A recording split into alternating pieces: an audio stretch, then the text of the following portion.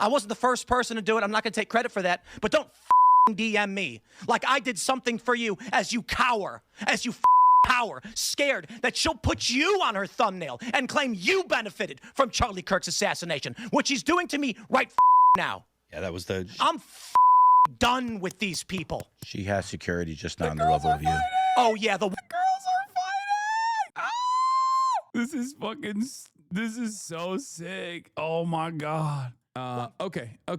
So Jasmine Crockett, right? One of the things that I'm obviously very frustrated by is the fact that, she is pro-Israel, right? She's pro-Israel. And it's crazy to me that, like, Israel has actually played a big role in buying out a lot of fucking black congresspersons on the Democratic Party side. Well, that's where all the black congresspersons are, let's be real. But they have done this, okay? They have straight up done this. Like some of the most powerful, they've done it across the board. But the expectation obviously is that black congresspersons could be more progressive given their own personal background and personal experience, experiencing white supremacy, right? Experiencing white supremacy in the United States of America is supposed to be it's my expectation, at least, is like, okay, like I want to vote for you because I assume that like your lived experience is going to motivate your worldview, is going to guide your worldview, it's going to motivate your policies. Did I miss the Black Israelite discussion? No, that's not what? No, that's not what I'm saying. Come on. Let's be real. I know this is a touchy subject. Everyone's going to fucking yell at me and clip me out of context here, but like, the expectation is that people that go to Israel, especially black people that go to Israel, are going to have a Ta-Nehisi Coates style like revelation where they look at the situation, they go, what the fuck is this? This is apartheid. What are we doing? Right. And it's I mean, there's also like, obviously, the Israeli version of white supremacy as well. It's a little bit different, but it exists. I think another part of this is how the internet has focused so much on AIPAC. Yeah, I know. That's why I get so fucking annoyed by just AIPAC, like people focusing on AIPAC. It's not just AIPAC, okay? It's not just AIPAC. AIPAC is basically the most like popular version of this problem, but there are a million different subsidiaries and all this stuff. Black people are not a monolith. No, of course black people are not a monolith, but black people, every single black person has experienced white supremacy in the United States of America. While black people are not a monolith, every single black person has, to a certain degree, experienced white supremacy, whether they recognize it or they don't recognize it. So that obviously is supposed to be, no, not even black Republicans. That's just how white supremacy works, right? It's such a foundational part of the American experience.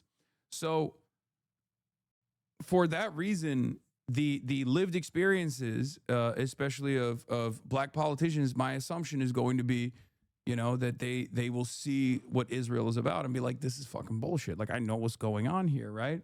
So it's always confusing to me when I see the Congressional Black Caucus take certain decisions, or if I see like power players in the Democratic Party be so pro-Israel like Hakeem Jeffries. It's just very frustrating, okay? Very, very frustrating. Jasmine Crockett is another example of this, right? An example of the type of scrutiny Jasmine Crockett has escaped so far. She was sufficiently pro-Israel at the start of her time in Congress to be featured in a tweet from the IDF's official account standing in front of an Iron Dome battery. IDF posted this before October 7, of course, but we hosted a U.S. Democratic congressional delegation organized by AIPAC, led by House Minority Leader Representative Jeffries and Representative Steny Hoyer. The delegation toured an Iron Dome battery and Hezbollah's terrorist tunnels in northern Israel. We held productive discussion on shared security challenges. And it doesn't end there, because Jasmine Crockett has been questioned about America's allegiance to Israel and allyship to Israel, and she has straight up said, like, no, Israel is a very important ally. Israel is a very important ally. She is to the right of the average Democrat at this point, I think, unless she has some new takes when she's running. This is an indication to me, because I'm not a single issue voter by any means, but like Israel is a very good example of like not listening to the base, right? for me, when I see a Democratic politician look at the issue of Israel right now and still take this like dodgy ass position, I see it as a litmus test. Like, if you're doing that for Israel, you're not going to do anything for your voters. You're not going to do right by your voters at all. You're not going to give a shit about your constituents, because your constituents are literally saying like, fuck Israel, right? I'm not doing this assessment on some moral grounds, even though you absolutely can, and many people do, and that's understandable if you do that. But for me, this is beyond that, right? I wear many different hats when I'm doing this kind of political commentary.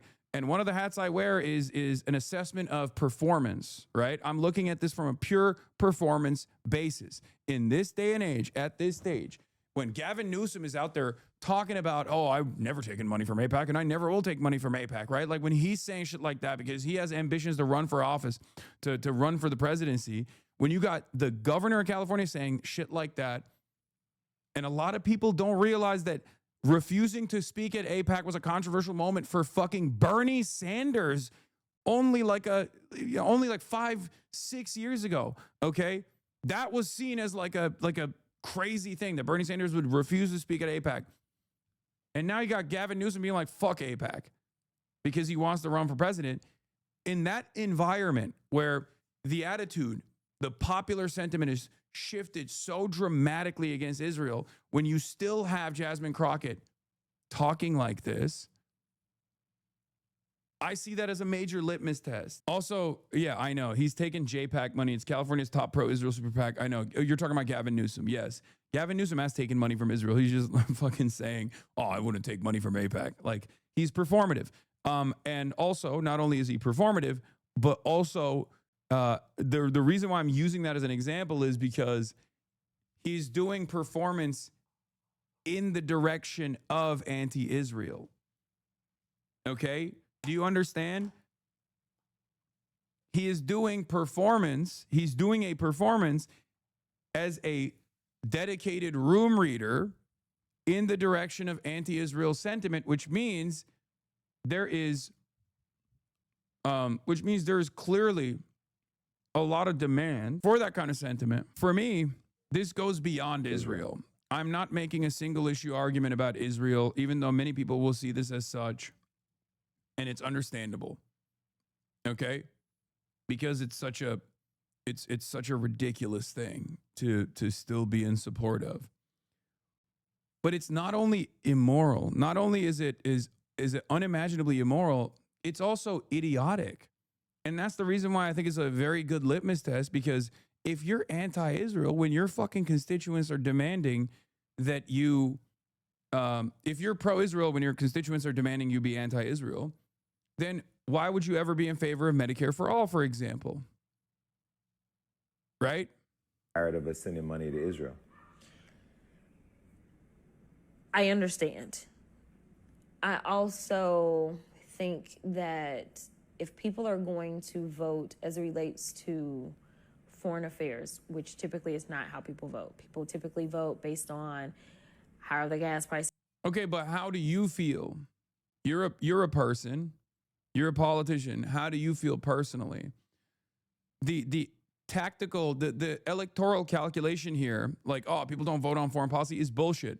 Because he asked you that question not on the basis of foreign policy. He asked you that question on the basis of how Americans do care about Israel. That is the most prescient way to cover the issue of Israel. We are giving Israel billions of dollars, and they're doing a lot of fuck shit. Okay?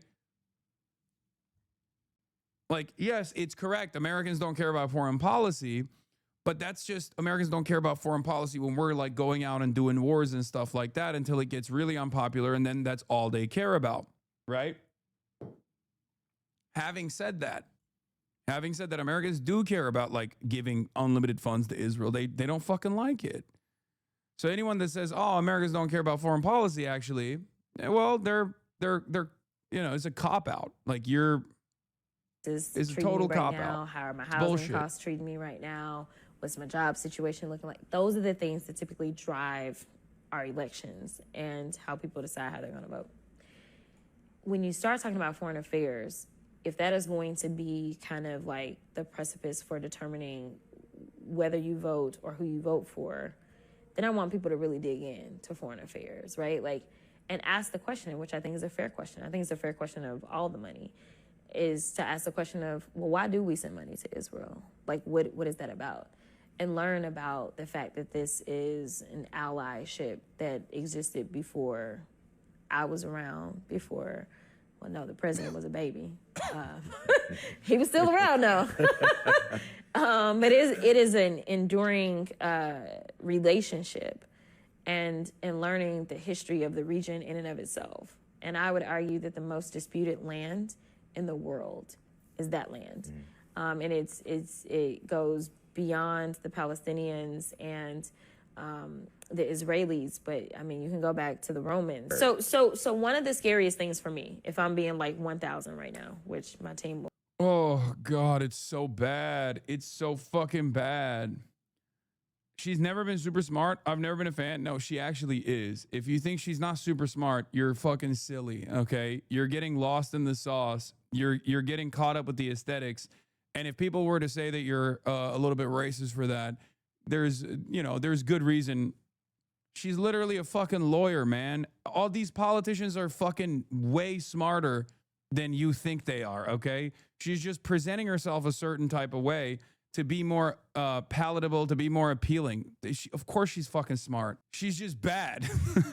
She's smart. That's why she's bad. Do you understand? Also, you can be smart and not be able to dance around this issue. She's failing to dance around the issue. She's doing a fucking bad job at, she's doing a very bad job of dancing around the issue, because this is one of those issues that's black and white.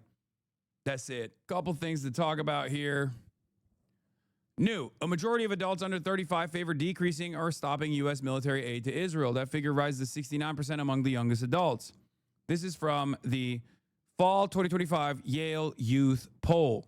Do you favor the United States stopping all military aid to Israel, which is at 23%, or decreasing military aid to Israel, which is at 20%? Maintaining the same amount is at 31% with the plurality. But when you look at younger voters, 46% between 18 to 29, okay? 46% between 18 to 29 say stop all military aid to Israel. Between 30 to 34, 36% say all. These are incredible numbers. What's really interesting to me about this dynamic also is that, one, as always, we got to get those fucking numbers up, okay? We got to get those numbers up. Too low, to be honest, okay? Too low. However, what is interesting to me is that there are not a lot of people who are unsure at this stage. 16%, 13%, 12%, 22%, 29%, 35 to 44 is the only demographic where there is like a 30% unsure about what to do with Israel. And of course, this is the case with everything. Boomers fucking suck. The older you get, the more you're dick riding Israel, whatever. So now the overall is at 23%, and decreasing military aid is at 20%. Maintaining the same amount of military aid on overall is at 31%. And increasing military aid is at 9%, with 16% saying that they're unsure. I mean, it reveals a broad cultural shift, I think, and that's what's important here. It reveals that it is the majority position to either limit or completely cut off all military aid to Israel. Hasan, you need to acknowledge that you're more invested in the anti-Israel fight than the average person. You just over-critiqued an otherwise top Senate candidate over her Israel stance. I think you need to suck my entire dick from the front to the back, okay? Not only did I not do that, but I also explained to you that it is an understandable litmus test, because at a time when a lot of people are openly demonstrating their discontent, and not only openly demonstrating their discontent, but offering favorability to people like Marjorie Taylor Greene and Nick Fuentes and Tucker Carlson, because they are taking advantage of the void of the anti-Israel sentiment being expressed by the Democrats, and they are rising to fucking prominence in the absence of Democrats actually boldly saying that they also want to decouple from Israel.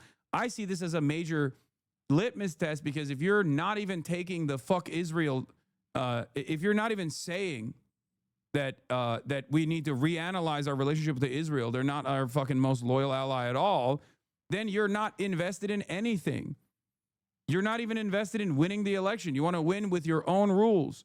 Not only is this a basic morality test, but I'm moving beyond the basic morality. People are literally boycotting celebrities that are pro-Israel. And you're over here talking about like, oh, well, you know, you just care too much about this. No, that's not the reason. Let's talk about the Trump bailout for American farmers, and then I'll get to the lifeline for. I'll get to the Republican fall off that must be studied, because I think it also plays a role in the polls that I just showed you. American farmers hurt by his trade policies. Trump now planning to use revenue from tariffs to pay for a $12 billion bailout. This relief will provide much needed certainty to farmers as they get this year's harvest to market and look ahead to next year's crops. And it'll help them continue their efforts to lower food prices. The president blaming Democrats for Americans' concerns about affordability. We inherited high prices. We inherited the biggest inflation in the history of our country. One major affordability concern centers around health care. Insurance premiums are set to skyrocket next month for millions of Americans because Obamacare subsidies are set to expire unless Congress takes action. But some lawmakers say they're not optimistic a plan will come together in time. We don't live in La La Land. The Senate is expected to vote this week on a bill from Democrats that would extend Obamacare tax credits for 3 years. But that bill is expected to fail because it does not include reforms to Obamacare that Republicans want. Democrats' great scheme to fix health care, Obamacare, has failed. So what are Democrats proposing to do this week, Mr. President? Introduce reforms? I hate these motherfuckers so much. They keep saying Obamacare has failed. It's like, bitch, your solution to Obamacare failing is not expanding the social safety nets and doing Medicare for all. Your solution is to continue forcing it to fail further. It's so crazy. They don't even have a solution. They just want it to fail so they can further fuck over the working poor in this goddamn country. It's disastrous. It's disgusting. Perhaps try a different approach. Republicans have no plan. They are so divided between themselves they can't even put a plan together. Welcome to a very special episode of The Conversation. Of course, libs have hot takes on letting these farmers suffer because some voted for Trump. I've said this before and I'll say it again. I don't want my tax dollars going to bail out farmers who overwhelmingly voted for the man who bankrupted them. They need to pull themselves up by their bootstraps and stop relying on government assistance they are against. I don't think this is a solid approach. Okay. I think the appropriate thing to say is that he's offering a bailout to the farmers that voted for him after he fucked them over. And it's going to be too little too late regardless. Anyway, let's get to Tim Pool. Because the right-wing meltdown is continuing. Kremlin-funded streamer Tim Pool says he's in debt and ending his show after Russia cut off his $100,000 a week. Let's take a look. Leave us. We have 2 weeks left in the year before we go on our Christmas hiatus. You know, I'm not a big fan of any kind of hiatus. I would prefer just to work. But it is taxing. It is grueling, of course. And there's a lot of infrastructure here that requires me to work all day, every day, Monday to Friday, with some extra work on the weekends, usually meetings. And I'm probably going to have a stroke. Oh, man, it's such a tough job, dude. Remember when all these guys were fucking yelling at me because of a misunderstanding, a clip that was, again, boosted on Reddit and shit, where I talked about how streaming actually fucking is soul-sucking in a different way, where it, like, eradicates your social battery in ways that, in my experience at least, like, other social aspects of a regular 9-to-5 never did. Having said that, of course, I obviously understand the privileged position that I'm in. And all of these guys went crazy with that. They love talking about that. All these like anti-union, anti-labor motherfuckers, from Keemstar down to like Tim Pool, Ben Shapiro, everybody was like running victory laps around that. Here's Timothy Pool talking about how he's just working so hard. Little baby working so hard. First of all, I stream 7 to 9 hours. Every single day, 7 days a week. Now, maybe we'll say 6 days a week. Tim Pool, on the other hand, goes live for what? 2 hours, 3 hours? However many times a week? The fuck's this guy talking about? My health's actually pretty good. My blood pressure is great. My resting heart rate is actually around 45. I exercise quite a bit. Haven't been able to skate in the past month or two, the holidays, and But we have to have these conversations, and I have been with the people, our contractors, people we work with, our vendors, partners. And one thing is clear: the violence will get worse. It is going to escalate. We cannot keep going as status quo. Something has to change. It may be that, as we described after the assassination of Charlie Kirk and the threat to come and shoot up our studio and our workplace, we asked, at what point do we say, we can't do this anymore? The cost of running. I just got laid off from my job at Timcast. If anyone has any leads on a podcast producer gigs, let me know. Yeah, this is a strange time to admit this, but yes, we fired March, and he started working at Timcast, and I guess he got fired from Timcast as well. What a bad streak of luck for this guy, huh? Now, do I trust Tim Pool is actually going to quit podcasting? No, don't threaten me with a good fucking time. It's not going to happen. He says this every goddamn year. Okay? He says this every goddamn year, dude. I don't think he's quitting. I think he's just trying to farm sympathy points. Timcast IRL studio and the projects around it exceeds the amount of money it brings in. That's just that breaking point, isn't it, for any business? If you need $100 to, run your restaurant, but you're only bringing 90, you go out of business. The issue? The cost isn't cameras or lights. What is crazy about this, by the way, is that I believe someone shot at his studio or something. That's what he was saying, right? Someone else suffer, and all of these conservatives out there that send me these messages have no balls to call her out. More and more people have started doing it. They send me these messages. Good for you, Tim. Good for you, Tim. I wasn't the first person to do it. I'm not going to take credit for that. But don't DM me like I did something for you as you cower, scared that she'll put you on her thumbnail and claim you benefited from Charlie Kirk's assassination, which he's doing to me right now. Yeah, that was I'm done with these people. She has security, just not on the level of you. Oh, yeah, the girls are fighting! Ah! This is so sick. Oh, my God.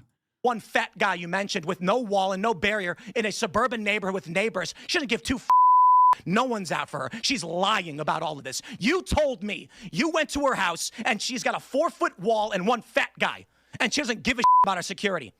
Meanwhile, I get bullets fired at my property, and I have to go live in the middle of nowhere. And I got strangers coming up to my house in Maryland, breaking in. I got people showing up and beating up the residents who trying to live there. How the am I even supposed to sell this property? So there's a lot to unpack there. First and foremost, what you are seeing right there is on a display of testosterone. Men that speak to women like this are not tough guys, okay? What you are seeing is actually a display of estrogen. Everything he is doing there is somebody who is not a man, he is not tough, and he would never dare to speak to a man like that, right? People that find that very easy. Yeah, that's what 45 beats per minute looks like to in the heart rate side. That we put him in the thumbnail because he accused me in a full episode with Milo Yiannopoulos, which we showed and contextualized, of being someone who benefited from Charlie Kirk's assassination. So he thinks he's being accused. No, you accused me of that in like a actually, I think it was 2-hour episode with Milo Yiannopoulos, in which Milo defended me and explained that I am not to blame for the lame excuses that the feds have given us regarding Charlie Kirk's assassination, and that if we do need to have some spiritual searching in terms of what the Republican Party has become, that the time for that is now, okay? So this little, and I really like, he's a small person for this.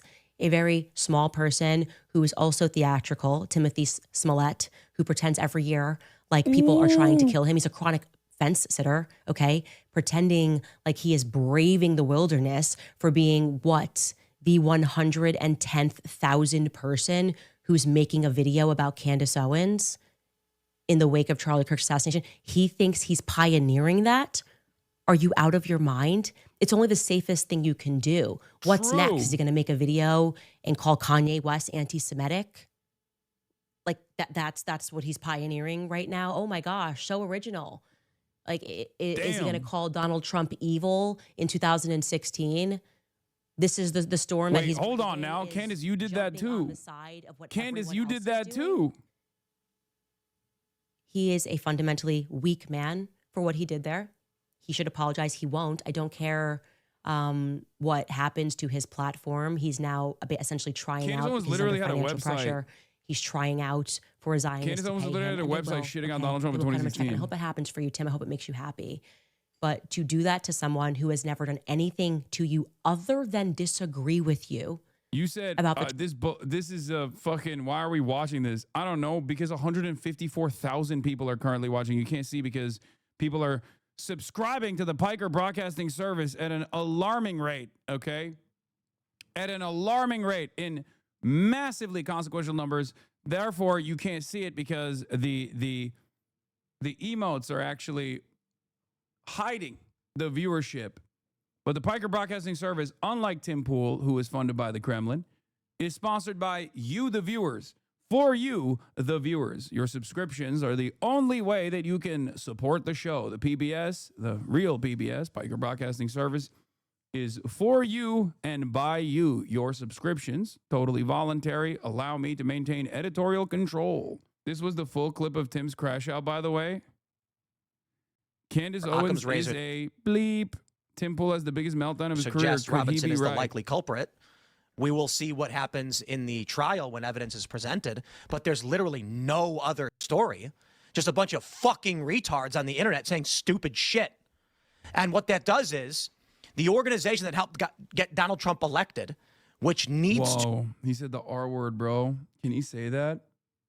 To persist. You don't got to be a fan of it, but it certainly will help get individual congressional candidates elected and stop Democrats from launching new committees and putting more people in prison like Steve Bannon and Peter Navarro. Instead, it's being gutted by fucking psychopaths telling people to pull their donations.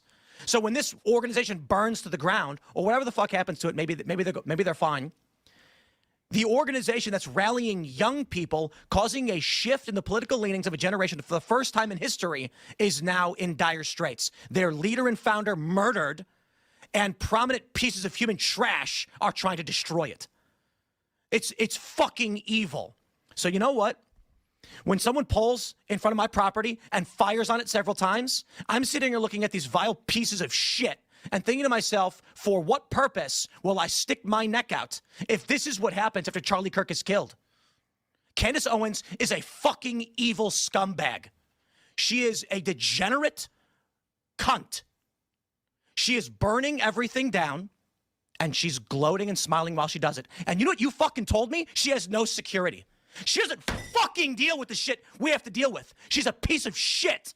She's making everyone else suffer. And all of these fucking conservatives out there that send me these fucking messages have no fucking balls to call her out. More and more people have started doing it. They send me these fucking messages. Good for you, Tim. Good for you, Tim. I wasn't the first person to do it. I'm not going to take credit for that. Calm down, Tim. Damn, Tim.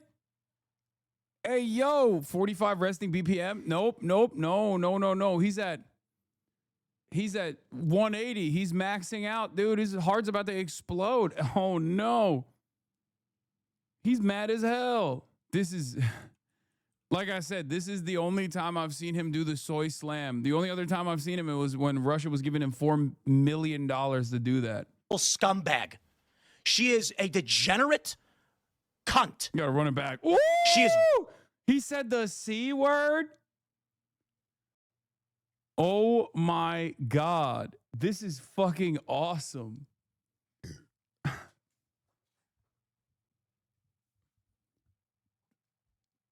Hey, yo. Why is he so fucking mad, bro? What? Dude, this has been something that I've been like kind of tuning into for the past month or so. Ever since Charlie Kirk got shot, okay, and Candace started popping off big time, so much so that he got an entire nation state and its leadership to come out and be like, we didn't execute Charlie Kirk. Please don't say that we did that. And Candace Owens single-handedly destroyed the mainstream narrative about who was responsible for Charlie Kirk's death. Okay? Ever since then, Candace has been on a fucking tear. Okay? She has been popping the fuck off. And every other day where she goes live, there's 100,000 plus people watching. Okay? 100,000 plus people watching live for the 1 hour that she goes live. And she's making a fuck ton. Okay? She is farming those donos. She is farming those ad campaigns. Yeah. There are like $500 super chats coming in. Candace Owens makes millions of dollars from her show, and media says, yeah, sure. I don't know if it's at least $9 million a year by his analysis. I don't know how valid his analysis is, but she is making a shit ton of money at a time when Tim Pool, Ben Shapiro, and all the old guard, right? All of those guys are hemorrhaging their audiences. They've all lost their audiences. They've lost their audiences to Asmongold. They've lost their audiences to Candace Owens. They've lost their audience to Nick Fuentes. And basically, this is really fucking pissed off Tim Pool, okay? Tim Pool has been losing his mind over this shit.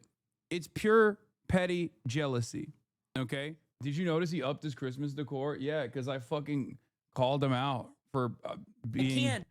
I called him out on the Piers Morgan thing, and I said, I have more Christ-loving decor behind me, and I'm a Muslim guy. I'm more Christ-cucked than he is, and clearly he got the memo, so he added a second Christmas tree and a third one. That's crazy.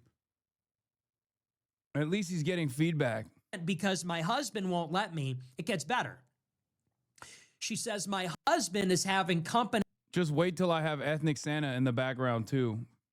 In from out of town, from out of the country. Okay, so this is the queen of just asking questions, right? This is the queen of, there's no timestamps. That's weird. You asked me at midnight. That's weird. The Discord messages contain the word vehicle. That's weird. I'm just asking. So you can't go to Turning Point because your British husband told you can't because you're having company from out of the country? Who's the company? Yeah, again, ain't no way a Nazi complaining about just asking questions. Bro, that's fucking awesome. He literally is complaining that Candace Owens is better at doing anti-Semitic conspiracy theories than he is. You understand what's going on, right?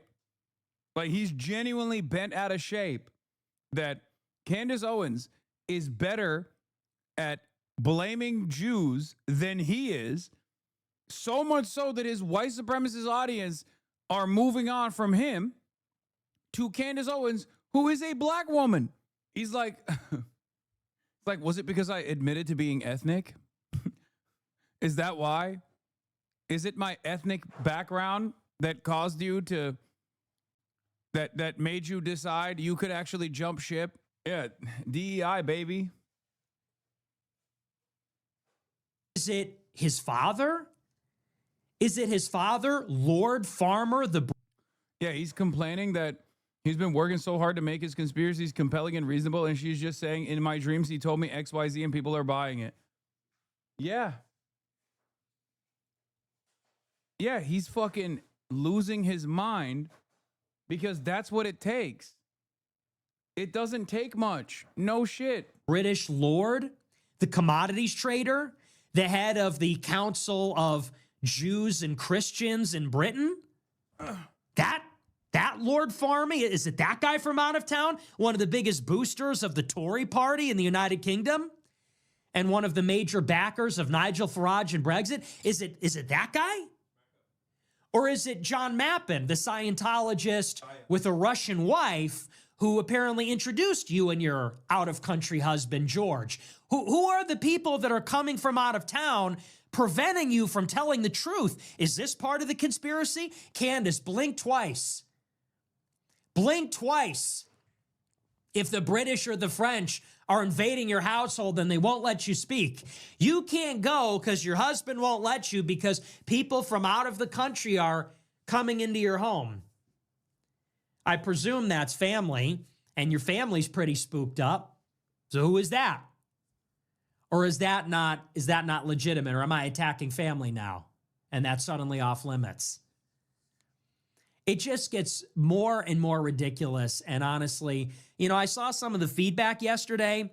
A lot of people disagree with me on this. And to them, I would just say, fuck you. Seriously. I have so had it with the Candace fatigue. It is the most low IQ, stupidest, most idiotic political trend I have ever seen in 10 years of doing the show. I've never seen anything like it. And I just simply will not pander to or plead with or try to appeal to people that are not rational. The reflexive excuses, totally irrational arguments, I won't do it. I am not going to pander. I am not going to pretend any of that is legitimate. It's not. Oh my God. It's the dumbest thing I've ever seen. Oh my God, this is literally the Tim Pool argument. This is literally the Tim Pool argument, but in the anti-Semitic side. Oh my God. We just listened to this exact same thing. Tim Pool was like, I hate that Candace Owens is clout farming off of Charlie Kirk's death. Oh my God.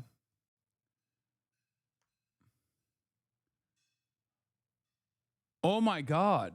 They're doing, you know how like there are always leftier than thou ass individuals out there who will be like, if you live on US soil, you're like participating in imperialism or whatever. This is like the right-wing version of it. But instead of the right-wing version of this is like, oh, you are actually making up anti-Semitic conspiracies that are even crazier than the ones I made up. What the fuck? They're doing Nazier than thou arguments. Oh my God. This is like when fucking anarchists would be like, excuse me. Like when I said there's no ethical consumption under capitalism, I meant you shouldn't do anything under capitalism. You shouldn't consume under capitalism at all. Fatigue. It is the most low IQ, stupidest, most idiotic political trend I have ever seen in 10 years of doing the show. I've never seen anything like it.